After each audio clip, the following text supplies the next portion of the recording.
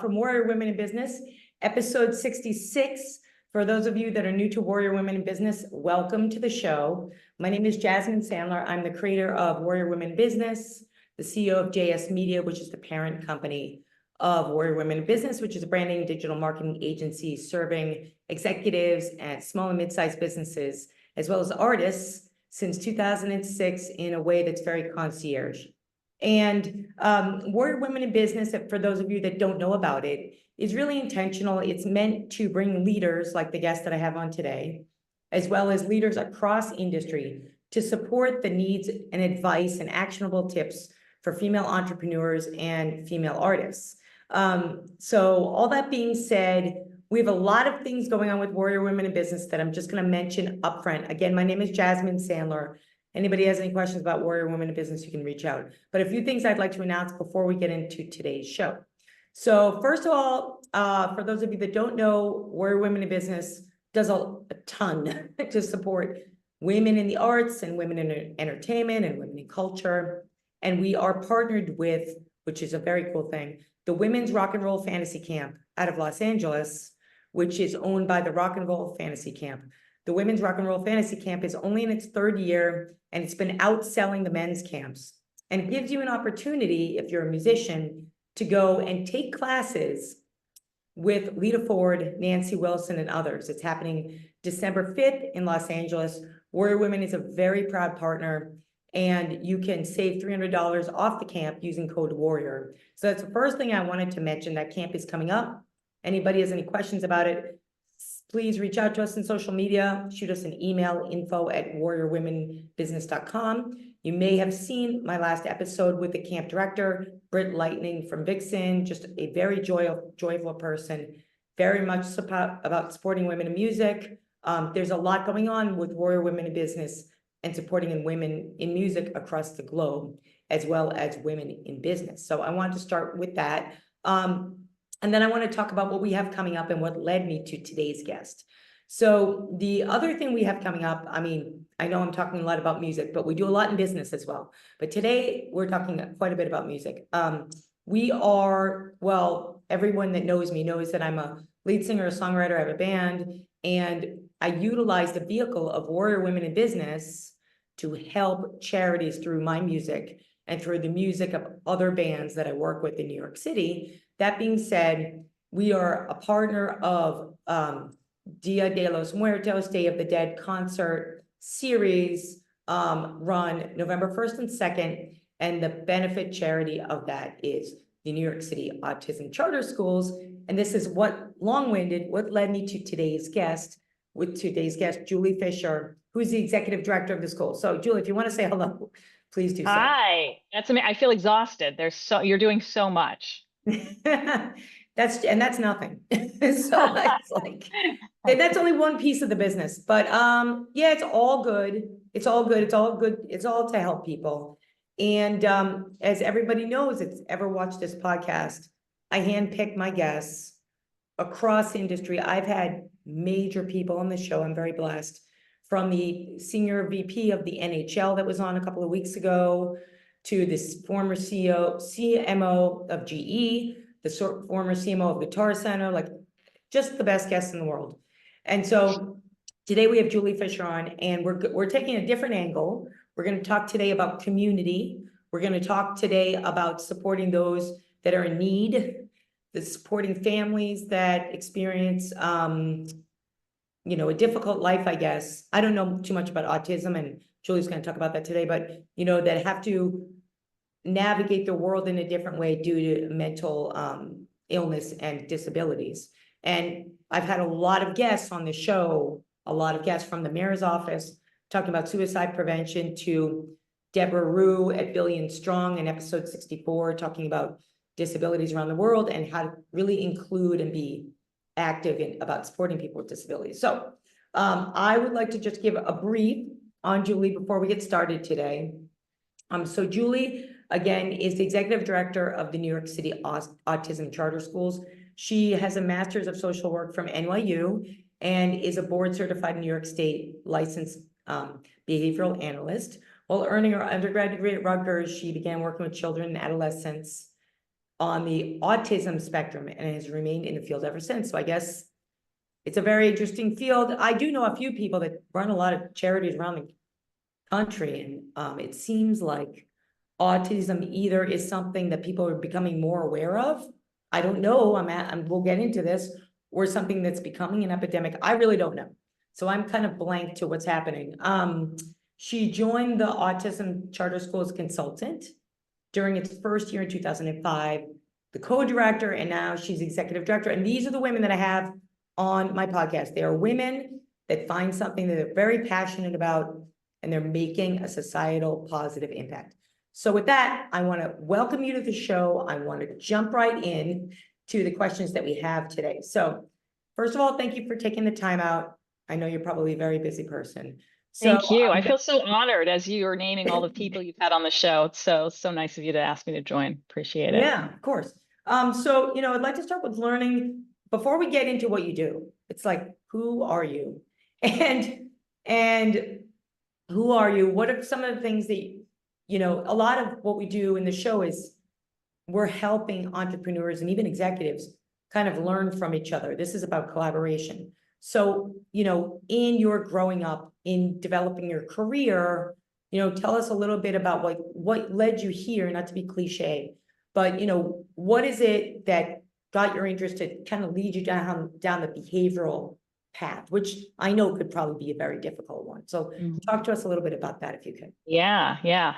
Well, we were talking a little bit before you started filming that it's all about what you're passionate about. And I think that, I knew nothing about autism, and as an undergraduate had an opportunity I was a psychology major, had an opportunity to do a fieldwork experience with people with autism. And I thought, let me give it a try. And I just knew immediately day one, this was it for me. I just connected with individuals on the spectrum. And it's really been, I have not looked back ever since that point, which was, I'm embarrassed to say, decades ago at this point. And I think that's really the key, is really finding something that you're passionate about. I had a friend who visited our schools recently, and when you come in, our schools are designed to serve kids that are on the more profoundly affected end of the autism spectrum. And I can talk about autism in a sec, but, you will always be struck by the joy and happiness in our environment. It's contagious. It's across staff and students. And so she was talking about that and just turned to me at one point and said, "Is this place your dream actualized?" And I thought, you know what? It absolutely is. And I feel so grateful that I get to work with the incredible people, the majority of them being women, truthfully. Education is sort of saturated with women. I'm just so grateful to the families, to the students. It is an absolute joy every day going to work and doing something that I love. And I feel like everyone should be striving for that. Agreed. That's wonderful. That's wonderful. It is about what's interesting is finding your passion while finding a purpose. I think that's the goal in life. So, really good for you. Yeah. Because it's not easy. And some people have to think about it a lot. Some people just know where to go. So yeah, I think I was lucky. I think both of those things kind of collided at the right moment. Yeah, that's wonderful. Okay. So let's talk about, so this is Warrior Women in Business. Today I'm in a different office. I feel like I'm constantly flying around. So I don't have my Warrior Women behind me today, but we talk a lot about heroes. So do you have any heroes, whether it's in business, in the health field, in the New York City community, that you've looked at and said, that's someone that really inspires me? Yeah.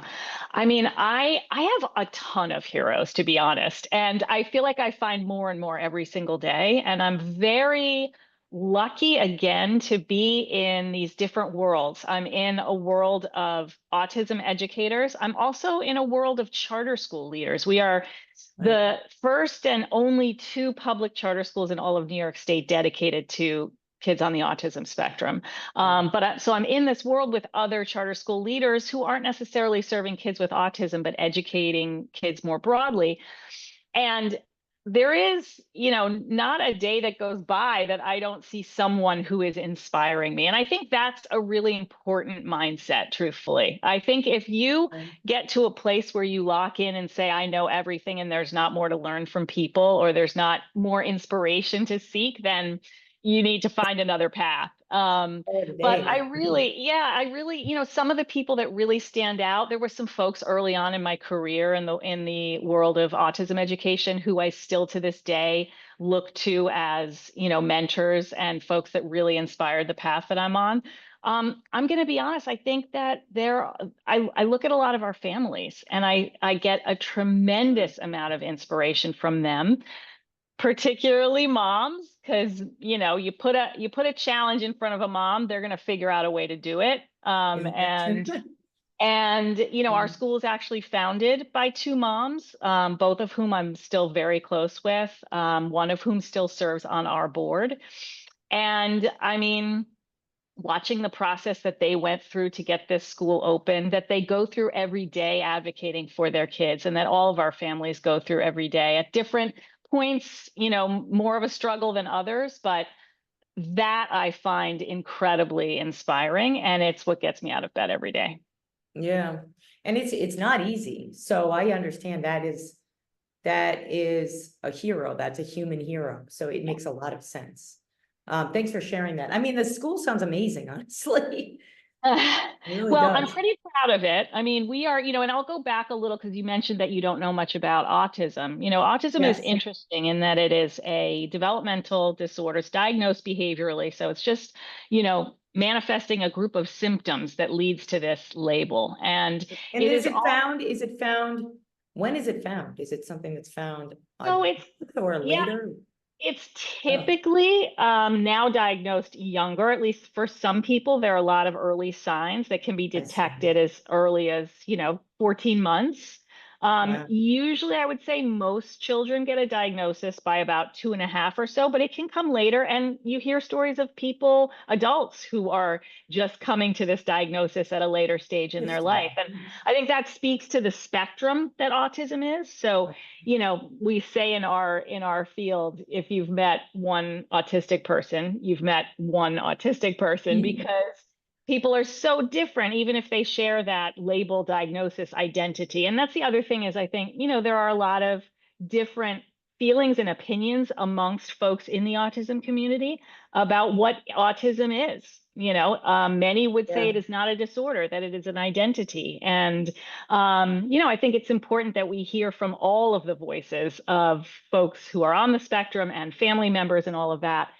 But, our schools are really designed to serve kids on the more profoundly affected end of the spectrum. So that means that, our school day looks very, very different, because the things that are important for our kids to learn are often not the more traditional academics. They need to learn how to take care of themselves, how to be independent, how to do sort of, basic things that you and I probably all take for granted. Yeah. And that can lead to lots of struggles at home. So many of our families, their worlds end up being quite small because it's really hard to take their kid for a haircut, go to a restaurant, get a doctor's visit. All of those things are stressful and require sometimes multiple people and lots of tears. And so we work on getting kids to be able to tolerate things like that, to eat more than just one food. All of those things we're addressing at our school, which is a very different kind of school experience.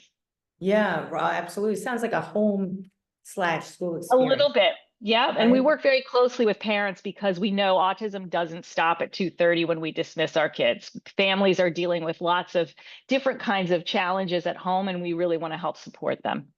So how does it differ from other behavioral issues?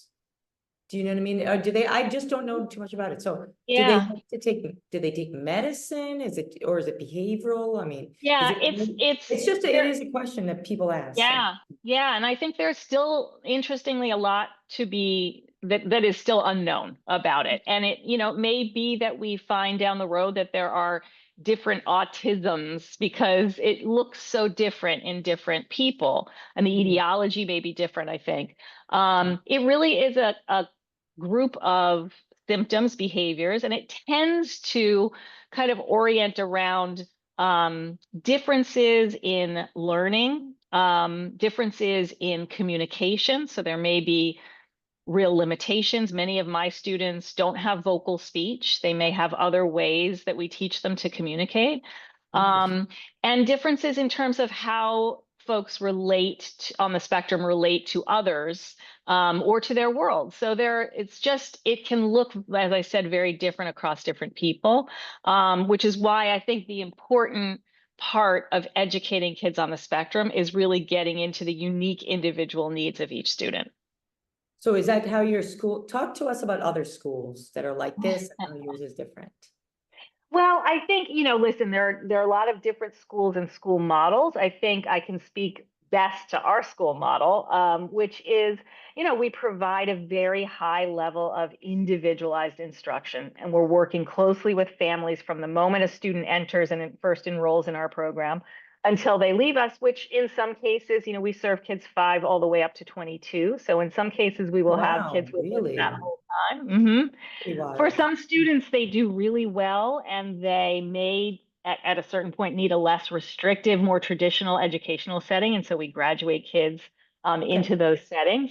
But our classrooms are very small in size. We often have 4 or 5 students in a classroom, and we may have 1 adult for every student in those classrooms, depending on the needs of the student. And that just really allows us to target in a very intensive way all the skills our kids need to learn. Because what we know about many kids on the spectrum is that they just need a lot more opportunities to acquire things, and they need to be taught often in different ways than you or I would need to be taught. Okay, I understand. So I know that we're involved with the event on the 1st, right? So when we talk about fundraising and donations, do they go to broaden the school, get more kids in the school, provide new programs? Talk to us about where that goes. Yeah, well, we have, we get a certain amount per student from the New York City Department of Education, but that does not equal what we spend per student. So we do need to rely on fundraising to a certain extent, and that may be individual donors or grants or benefits like this one, which is so amazing. This is actually, and I know you're friends with mom of 2 of our former students who reached out to me on this, and it's just so touching. I love that when we have families that stay so connected with us that they're willing to do something like this, which is so special.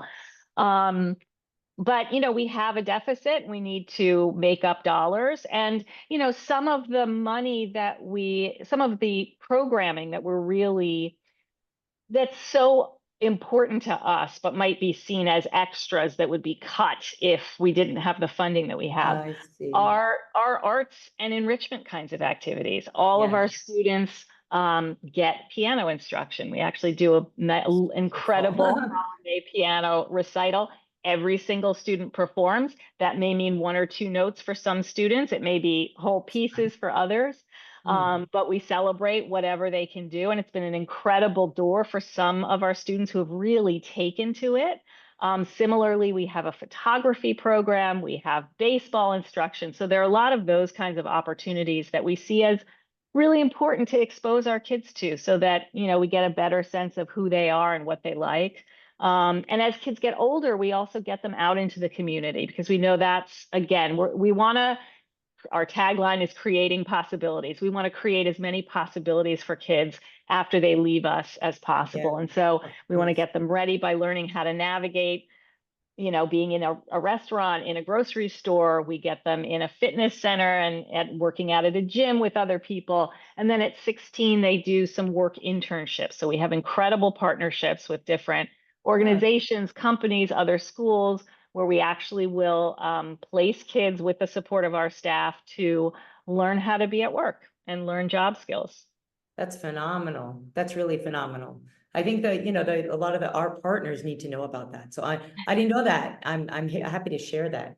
Okay, so let's talk about on the podcast, I handpick. So, and we talk about leaders. We talk about leaders supporting each other. We talk about, the place and the purpose of a leader.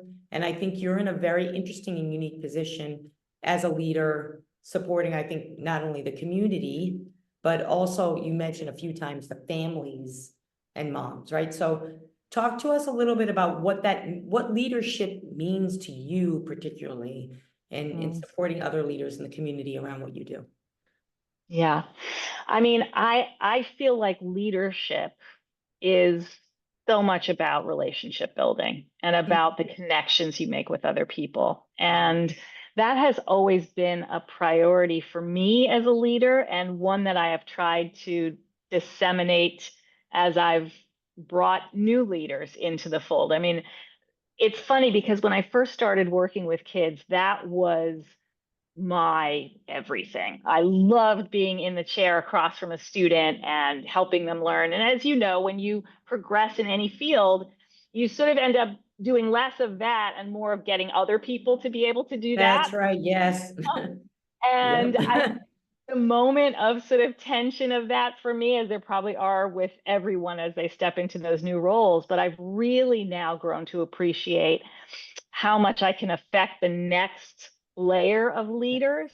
And Yes. again, I have some just incredible women on my leadership team, heads of school, clinical supervisors who've been with us for years. My heads of school have been, I mean, one of my heads of school was started as an intern and worked in just about every position in our organization. That's a wonderful story. And I think Really. it's so important to always be thinking about what is next and who is Mhm. next and how can I help support them so that the organization is strong and resilient. So that's always been my focus. I love that. So if there are families that have children with autism, or you mentioned adults, which again, I didn't know too much. So, how do they normally go about finding your school? How does that? Yeah. Yep. Well, we are, the autism community is an interesting one. So it's a small network, and I think people tend to find each other. And so I would say the majority of families have come to us kind of through word of mouth.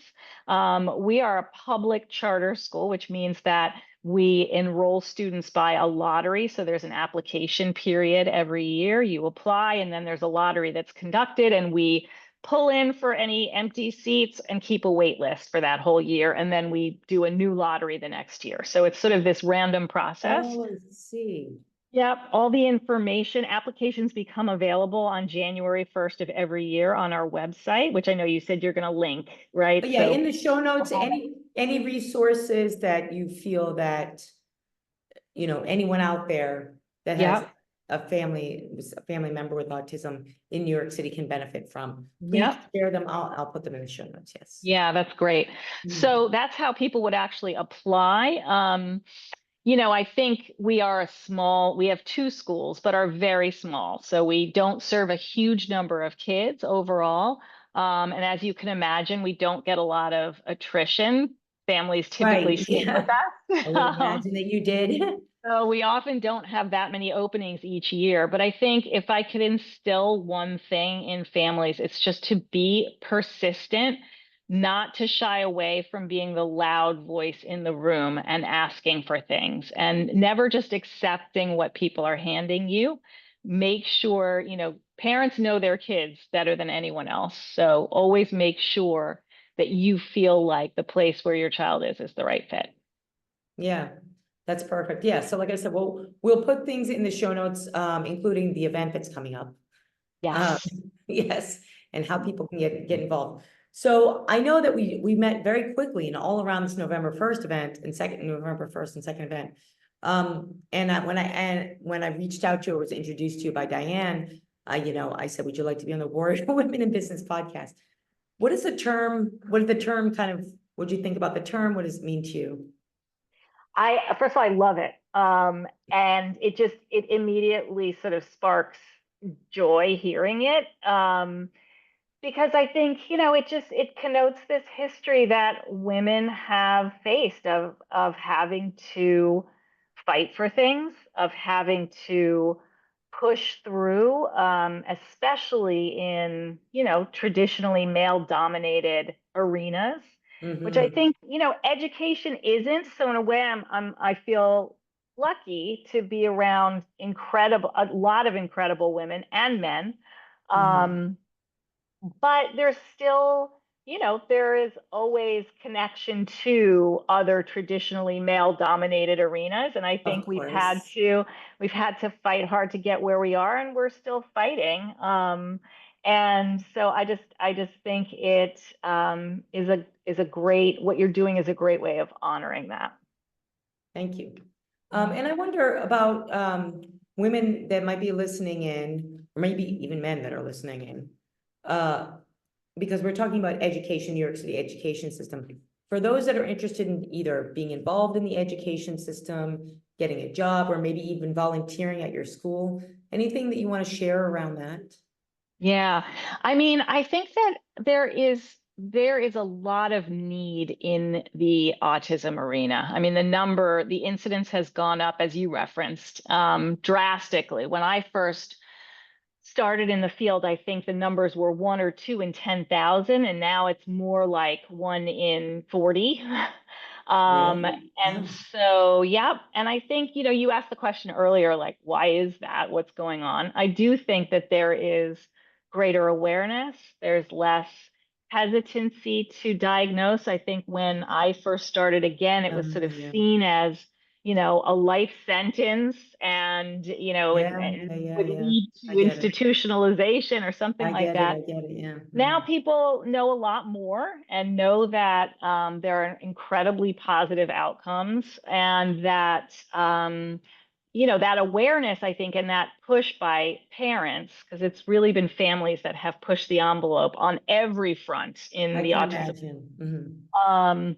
that it actually is in some cases helpful to get a diagnosis, because it opens the door to access services at a young age that will really be helpful. So I think that there is just a greater number, and so therefore there are a lot of opportunities to work with individuals on the spectrum all along the continuum. When I first started, I was primarily focused on newly diagnosed toddlers. I started one of Oh, the geez. first things that I did was to start an outreach program that's part of another existing school. And it's so funny because when you were asking about, who are my heroes, I was thinking back to those days. Sometimes when you're young, you just ha have what my grandmother would have called chutzpah. Like, I just And of course. pitched this program. Not even, I feel like now I would be so embarrassed to do so, but I pitched this program, and the women who led this school were so, I don't know, they saw something in me, and I was able to start this outreach program where we worked in home with newly diagnosed toddlers. And so all the way from early intervention up through school, through education, and certainly beyond. I mean, a lot of the students that we serve will require some level of support for the rest of their lives. That Yeah. may mean support in the workspace. It may mean support on the home front in, sort of living arrangements. Mhm. But there is a great need, and as a result, a lot of opportunities, I think. So, for working in schools like mine, I think most of the people who have come into my school and who are staying and sort of moving up with us is those folks are really looking at special education or applied behavior analysis. So those are kind of the two tracks that people tend to follow. But there are just so many options at this point for a whole host of different types of careers in the world of autism. Yeah, and I wonder whether, because you were talking about, what was interesting to me is that you were talking about that initially, when it wasn't, where there weren't so much awareness around it, that it was considered a life sentence. So I wonder now, does that change how the special education classes in general schools, does that change how those are treated and how you work with those schools? Yeah, I mean, the whole awareness of autism, acceptance, understanding, it has changed so dramatically Mm. over the last decade for sure.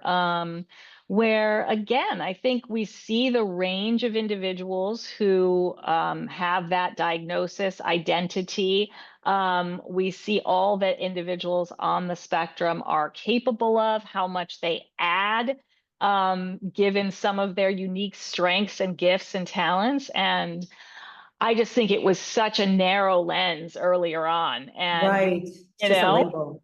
yeah, and we Mhm. really see, how much people on the spectrum can contribute, and not just on the sort of higher end of the spectrum. I know a lot of times, there's sort of focus on that.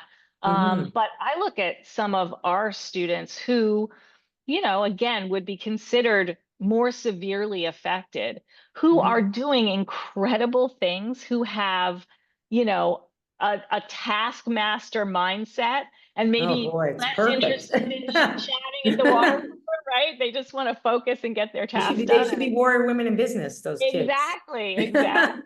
And interestingly that you say that, I think, like I mentioned, parents are on the frontier of starting every next new thing. And a lot of Yeah. what moms and dads are focused on now is like businesses. Like, where can I set something up so that I Makes sense know to that me. my child and other people on the spectrum will have an understanding, accepting place to go work where they can be Awesome. productive and contribute meaningfully. So it's great.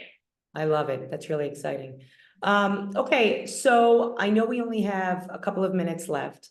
So, anything else that you want to share, resources, anything coming up besides obviously our event, which I'm going to talk about a little bit? Yeah, well, one of the things that's exciting about the fact that this event is happening this year is we're heading into our 20th anniversary. This is our Congrats. 20th year, which is amazing. So we're sort Congrats. of All right, because it's 20, you said I said 2005. yeah. Wow, very cool. I love it. So we're sort of weaving the 20th anniversary into everything that we do. One of our big, we're a small nonprofit, 2 schools located in East Harlem and the South Bronx, and those are the communities that we serve. And so what we do every year, one of our biggest fundraising drives is Giving Tuesday, which you may be familiar with, is sort of Oh, yeah, yeah, the yeah, yeah. Of day of course. giving back. Yeah. Um, After Thanksgiving. And that's going to be a big push for us. So if you are interested in helping to support us, Is that a physical event? no, but we post like crazy. And I know Yeah. you're going to be on, giving out our all of our Yeah. links, Mhm. and it Yeah. would just be great to have support from folks. We are also a really great resource in terms of, if families or others are interested in learning more about autism, you can always feel free to reach out to us as well. Wonderful, wonderful. Yeah, well, I'll share that information too. That's really, Great. that's great. Okay, so I think we're nearing the end. This has been a quick but extremely informative.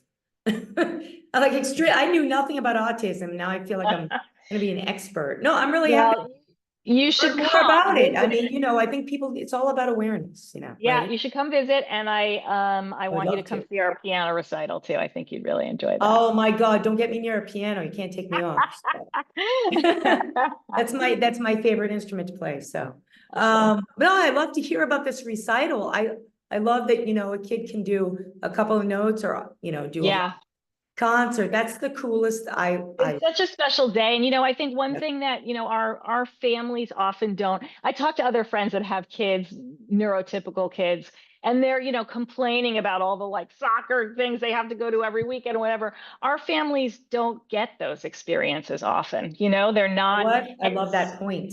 yeah, and so to have this celebration and a real recital where kids dress up and they So perform and excited. parents hear their child applauded for in that way, it's really special. Oh, that's so, so exciting. Yes, of course, I would love to. Thank you for the invite. Okay, so with all of this being said, the event is Dia de los Muertos. I am singing in Spanish that day. My first Amazing. time ever singing a full song in Spanish. So I'm very excited. I've been working every day. Great. So I'm very excited about it. And it's a really important cause. Not only that, it's so fun. I mean, there is no better place to be in the entire universe than New York City on Halloween weekend. None. That's for sure. So so the event is at Area 140 Bar. It is 140 First Avenue. We'll put this in the show notes. It's super easy to get to. We're doing Sugar Skull face paintings. It's going to be, the bands are incredible. The support is incredible. Very, very happy that Diane is putting this on, and we're lucky to be a part of it. She's incredible. Shout out to her An for sure. awesome thing that she's doing out of the kindness of her heart. So bless her. And yeah, so everybody is invited to come. I think the tickets are going on sale like this week. It's $15, whatever. You know, we are really trying to help underserved markets. So please give back in families. And I got to tell you, Julie, once I put this podcast out, I had people that I haven't talked to in years reach out to me and say, oh, I have a kid with autism. And I'm like, oh.